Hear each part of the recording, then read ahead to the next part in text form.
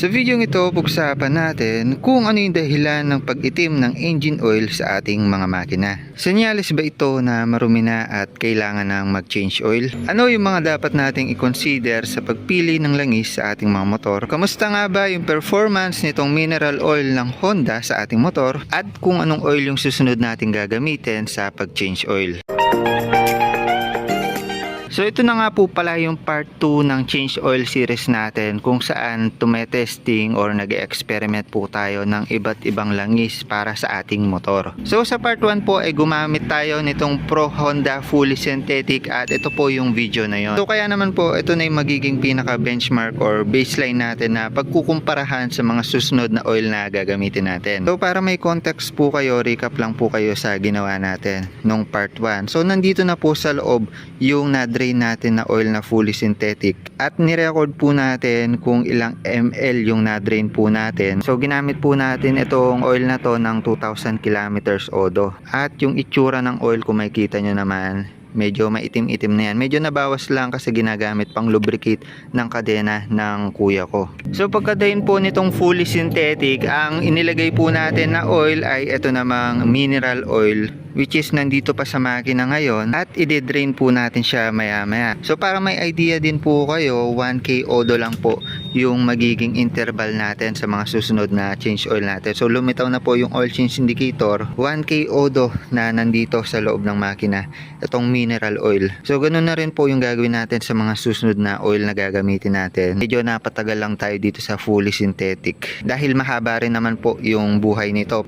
Pero soon baka may gamitin tayong oil na mas patagalin pa natin sa 2K odo. So last time na naging category natin sa mga oil natin is yung performance, mabilis ba siyang magbawas or mabilis ba siyang umitim. At yung bago ngayon na idadagdag natin, kung nag-iinit ba yung makina kapag ginamit natin yung specific na oil na yon. So para magkaroon po tayo ng parang scoreboard, so naglagay po tayo ng star sa bawat oil na ginamit po natin. At ito po yung para sa Pro Honda na fully synthetic. So dahil ito nga po yung benchmark or baseline po natin, i-default po natin lahat ng category into 5 star. So tignan na lang natin kung madadagdagan yan or mababawasan sa mga susunod na oil. So bago po natin pag-usapan yung dahilan ng pag-itim ng ating mga engine oil, i-drain po muna natin yung oil natin dito sa ating motor. Painitin lang din pala natin ng mga 2 minutes tapos silipin pala natin yung dipstick. Napainit na po natin siya. Tignan natin sa dipstick kung nagbawas po yung oil natin. Tanggalin lang natin tapos punasan. So yan, after punasan, isaw-saw lang po natin dito, wag nating i-thread para makita kung nasa tamang level. Hindi naman masyadong nagbawas yung langis natin sa 1K odo ng mineral oil. Balik na natin, mag-drain na tayo. Yun, no? Tapon. So kung makikita nyo, mapula-pula din siya kagaya nung sa fully synthetic yung una nating dinrain.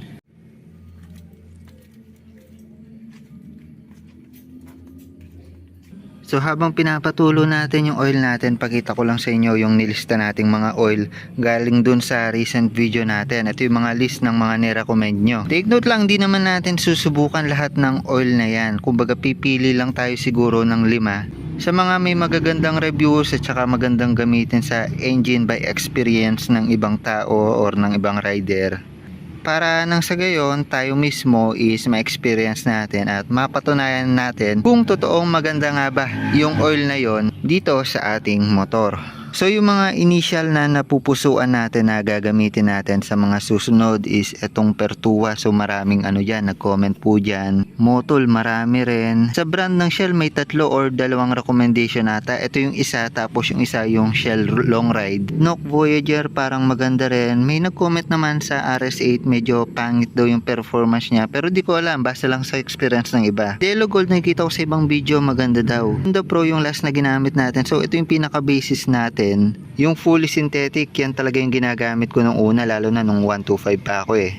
Top 1 hindi ko lang nalista pero maganda din daw. So yan, kunin na muna natin itong na-drain natin na oil. Mamaya tignan natin kung 800 ml ito or nagbawas. So pag-usapan natin kung bakit nga ba or ano yung dahilan kung bakit umiitim yung ating mga engine oil. Pinaka-common na theory kung bakit umiitim yung ating mga oil is dahil dumudumi or nililinis daw nito yung ating mga engine, kaya naman kapag na-drain po natin ito, marumi na. Naman syempre isipin ng marumi na siya or umitim na siya, kaya naman kailangan na nating palitan. Pero ano nga po ba yung scientific na factor or dahilan ng pag-itim nito? Isa-isahin po natin. Una po dyan is yung heat cycle. Kumbaga dahil sa pag-init ng ating mga engine at also dahil sa normal oxidation. Kapag naghalo kasi yung oxygen molecule at saka yung oil molecule na nangyayari nga mostly dahil sa pag-init ng ating mga engine or heat cycle, nagkakaroon po ng chemical breakdown at resulta po nun is yung oil natin is umiitim po siya. So ibig sabihin po nun, kahit malinis na malinis yung loob ng ating mga engine, basta nagkaroon ng heat cycle at saka ng oxidation, kahit wala pong dumi makina natin, iitim po yung ating mga oil. Sunod na dahilan naman po ay yung carbon deposits. So alam naman po natin yung ating mga makina may piston po yan, may combustion chamber po na tinatawag, kung saan iniipit ng piston natin yung hangin at gasolina at nagpo-produce po yun ng carbon deposit. So yung nagiging barrier lang po sa pagitan ng combustion na yun at saka ng ating mga oil is yung piston na gumagalaw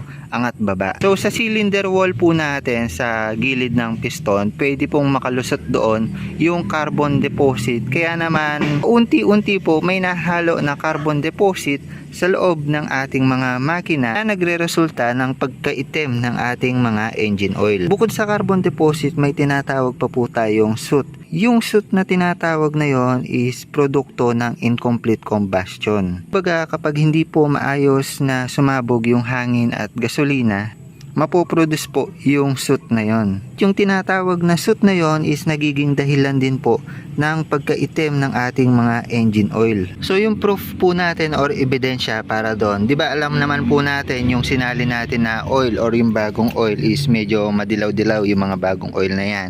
Pero nung lumabas is medyo mapula-pula na po, di ba? At isa po sa dahilan kung bakit nagkakakulay na medyo mapula-pula yung ating mga oil is parang may halo na ng produkto ng incombustion ng gasolina, kaya naman from yellow nagiging reddish na po siya.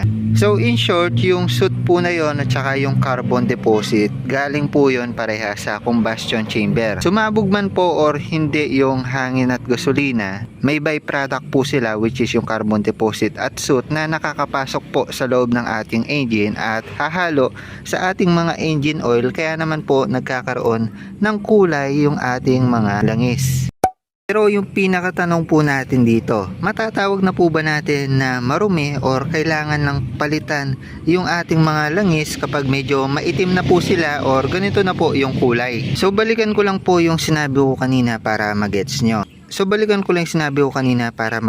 Yung heat cycle at saka oxidation is nagkokos na mag-breakdown yung molecules na naman magiging dahilan ito over time or katagalan ng pagbawas ng performance ng langis na malubricate ng maayos yung ating mga engine. Yung carbon deposit at saka soot naman na tinatawag, wait lang para magets nyo yung carbon deposit. Dito kasi sa tip ng ating mga tambutso, may makikita tayong carbon deposit dyan.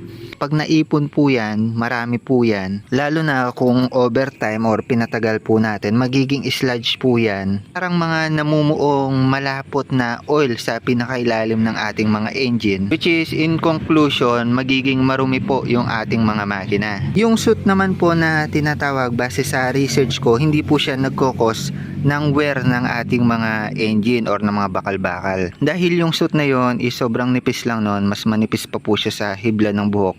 Kaya naman di po siya nakakaapekto sa pagkasira po ng ating mga engine or pagkakaroon ng wear and tear. So for conclusion po, para hindi maging magulo at malinawan po kayo, normal po na umiitim yung ating mga engine oil. Maraming factors na nakakapagpaitim po niyan kahit sa sandaling beses lang po natin siyang ginamit sa ating mga motor, kahit 500 kilometers lang. Nagkakaroon na po agad ng discoloration dahil sa mga factors na yon, which is normal lang po na nangyayari.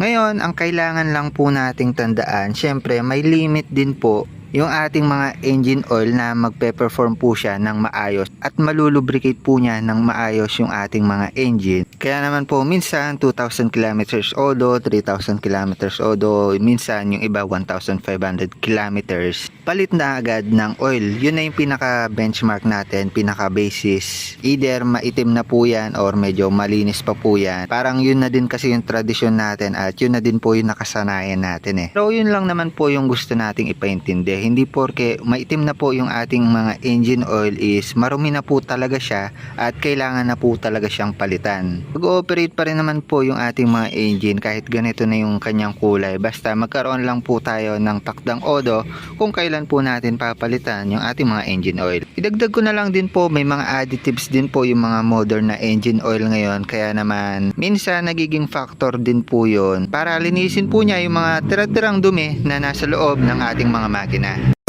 So punta na tayo sa isang category natin kung saan titignan natin kung nagbabawas yung langis na inilagay natin sa motor natin. Kasi isang factor din yan sa reliability ng ating mga engine oil. Kapag medyo mabilis siya magbawas, medyo hassle para sa atin kasi dagdag tayo ng dagdag.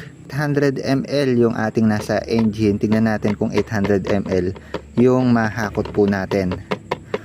So actually ang dami ko ng tapon na yan. I-add na lang natin siguro 50 to 100 ml yan, ewan ko. So dahil hindi makita yung 800 ml mark, ginawa nating reference itong bago at base sa kalkulasyon natin, sa tansya po natin, pati na rin sa natapon, halos konti lang naman po yung nabawas, kaya i-assume na po natin na 790 ml yung na-drain natin dito sa mineral oil. For comparison purpose, pinagtabi natin yung recent na na-drain natin na fully synthetic versus itong na-drain natin ngayon na mineral. At makikita natin na mas malinaw ng konti itong sa mineral. Do 2K odo natin din drain itong fully synthetic at 1K odo sa mineral. So base sa tansya ko, magtutugma yung dalawang yan kung parehas na odo natin sila din drain. So kaya naman sa pagkaitim test, masabi kong halos pantay lang naman po sila. Tapos sa bawas test, masasabi kong pantay lang din dahil 1K odo, 10 ml lang yung nabawas sa mineral compared sa synthetic po natin na 20 ml yung nabawas sa 2K odo. Bigyan ko na lang din po ng conclusion itong dalawang oil na to na galing po sa Honda.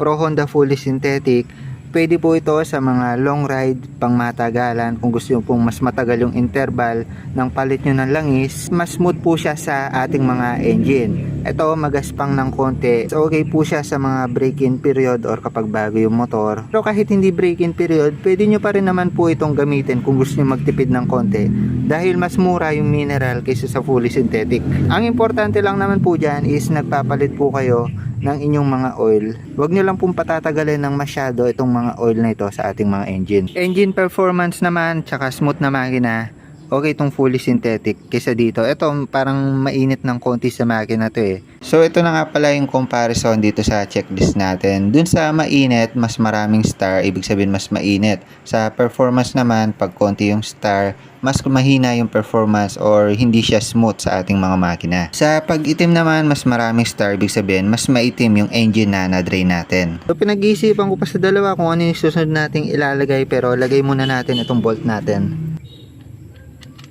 Actually ito nabili ko siya kanina at gusto ko na siyang itry, pero naisip ko gusto ko rin pag-eksperimentuhan to kung aabot talaga siya ng 6,000 kilometers. Ayan ang nakasulat dito sa package, so baka sa mga susunod na change oil na lang natin gamitin to.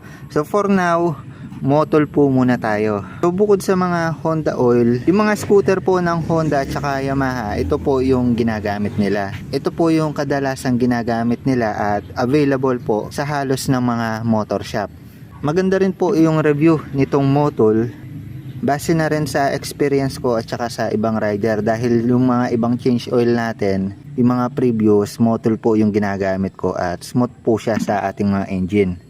Pero for the purpose of experiment at comparison, syempre nakalimutan ko na rin yung performance nito. Para maikumpara po natin siya sa mga unang oil po natin, gamitin po natin itong motol 10W40. So mineral oil nga po pala ito at hindi po siya fully synthetic, at gusto kong gamitin ito dahil nabili ko na ito dati pa at sayang naman kung hindi natin gagamitin. So iuna na natin siya sa experiment natin. So dito sa pagpili ng Motul oil, so kagaya po ng mga Pro Honda ng mga ganitong oil, meron din pong nabibiling mga fake na Motul oil. So ingat-ingat din po kayo dahil medyo mabenta nga po ito, no-forge or kinokopya po ng iba, at may lumalabas na po sa market na mga fake na Motul oil. Kasi sa research ko, pag binuksan mo daw to, ayan yung may peel here, dapat daw may nakadoble po siya. Wala siyang nakadoble guys. Pag wala daw nakadoble, fake po siya. Tignan natin maigi. Kala ko fake yung nabili ko kasi pagbukas ko, ayun o. Ito. Ayan, dapat may ganyan po siya. Tapos may mga inchik po dyan. Inchik po talaga siya. Original po yan. Yung fake, wala pong ganon. Also, may QR code dito po sa may takip, at kapag in-scan nyo po yan, may confirmation na genuine po yung nabili nyo. So pagkatapos ay sinalin lang po natin itong bagong oil natin, at saktong-sakto po ito dahil 800 ml po yung laman ng isang container. Tapos double check lang din po natin sa dipstick kung nasa tamang level na po siya. At para mawala yung oil change indicator ay nag-reset lang po tayo at sinet po natin siya sa 1K odo bago lumitaw ulit yung oil change. So yun lang po muna para sa change oil series po natin. Sa susunod na video gagamit naman po tayo ng ibang oil. Comment down below na lang kung ano yung gusto nyong gamitin natin sa susunod na change oil natin. So yun lang muna para sa video na ito. The more click, the more you know. So yun lang muna para sa video na ito. The more click, the more you know. Change oil series part 2. Bye bye.